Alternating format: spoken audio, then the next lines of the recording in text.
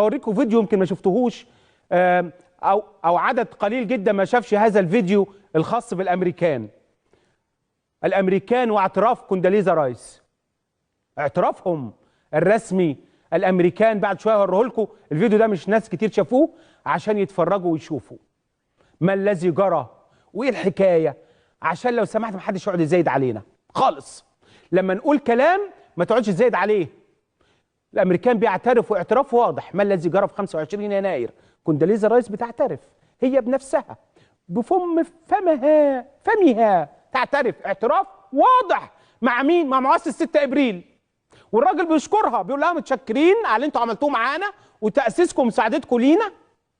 هتشوفوا الفيديو ده دلوقتي حالا كويس، وكذا وكذا وكذا، بس احنا بصراحه متضايقين منكم عشان انتوا ما تمكناش. فقالت له ما كناكوش ايه ده، احنا شوف الرئيس مبارك منعناه يجي امريكا من 2004 عشانكم، عشان الاجراءات اللي بياخدها ضد مجتمع حقوق، وخدنا 50%، اقتطعنا 50% من فلوس اللي بنديها لمصر عشان نمول المنظمات اللي غير مسجله في مصر. وكانت دي لطمه على قفا زي ما قالت كده الحكومه المصريه، عشان اعرف الموضوع بالظبط.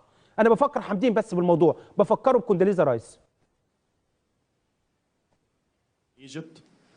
It's of course a great honor to be here in the presence of Mr. President and Madam Secretary. I believe that we owe you a lot because you helped us start our movement back in 2004-2005, but also there is something that I have to say. It was very hard for us when you let us down at that time. Most of us went to jail. I went to jail and I got almost killed inside, and I really believed I will never come out alive, and I was prepared for my death. And we were hoping that there would be some change, that things would improve, and we've been waiting for this. And this didn't happen until the end of the term of President Bush. And I really, all this time, had this question, why? And I really want just to hear an answer now.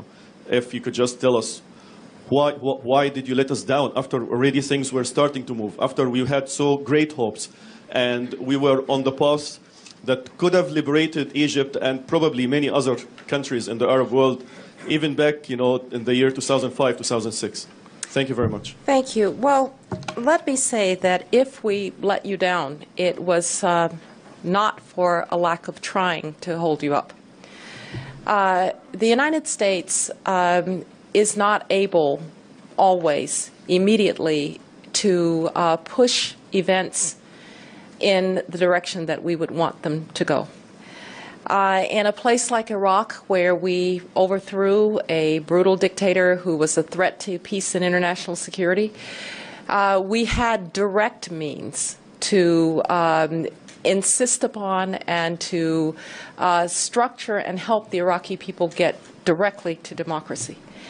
In places where there are still regimes in power, as in Egypt, where we dealt with the Mubarak regime on matters like trying to create a democratic Palestinian state, or trying to keep Hamas at bay, or trying to deal with the Iranian nuclear program, we didn't have those direct means. And so we tried, first and foremost, to speak for our values and continue to speak for our values throughout that entire period. We tried to give the Egyptian people the tools that they needed to speak for their own freedom. I was talking earlier to my good friend Lauren Craner, who's a warrior in this area, and one of the things that we did, for instance, was to give 50% of all American assistance for democracy promotion to groups that were not registered by the Egyptian government. That was right in the face, frankly, of the Egyptian government. And I don't want to embarrass my former boss, President Bush, but there's a reason that Hosni Mubarak never came back to the United States after 2004. Imagine that. The American president cannot get the Egyptian president to come to the United States. There's a reason. And it didn't have to do with the Israeli-Palestinian conflict. It had to do with how we were dealing with the Egyptian revolution. And so we used the tools that we had. Just to give you one example of how much this is a double-edged sword, though, one of the things that we did was we took the free trade agreement with Egypt off the table in response to the crackdown on democratic forces in Egypt. It was one of the few tools we had, and it was probably the right thing to do. But did we disempower some of the forces that might have been forces for change through economic change by doing that?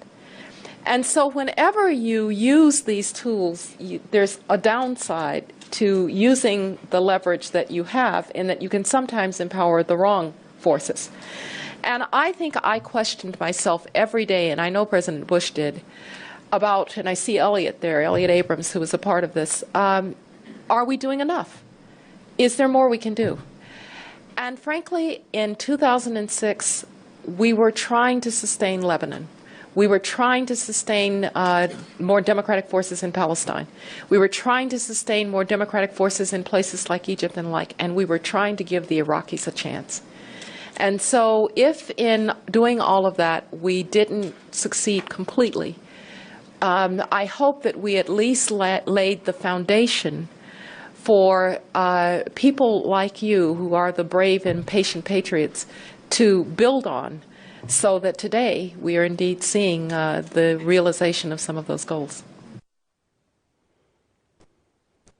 ده لحضراتكم بس، كل واحد يفسر زي ما هو عايز. فسر زي ما انت، انا مش هفسر، واضح الكلام جدا. اللي كان بيتكلم طبعا في الاول احمد صلاح المؤسس 6 ابريل، اللي قبل احمد ماهر، يعني اول واحد اسس 6 ابريل هو احمد صلاح اللي قاعد هربان في الولايات المتحده. هو اللي بدأ الكلام، وزي ما حضراتكم شفتوا وتابعتوا وهي بترد ازاي، عملنا ايه، سوينا ايه، كذا كذا كذا. اعرف ما الذي جرى، بغض النظر عن اي امور تانية، مش مهم، لكن المهم ده. خلي الاعتراف ده مع حضرتك كوثيقه عند حضرتك بس. الناس دي اشتغلت ولحد دلوقتي، لحد النهارده واحنا موجودين مع حضراتكم بيكملوا اللي هم عايزينه، بس طبعا عندهم حالة فشل ذريعة من اللي بيحصل.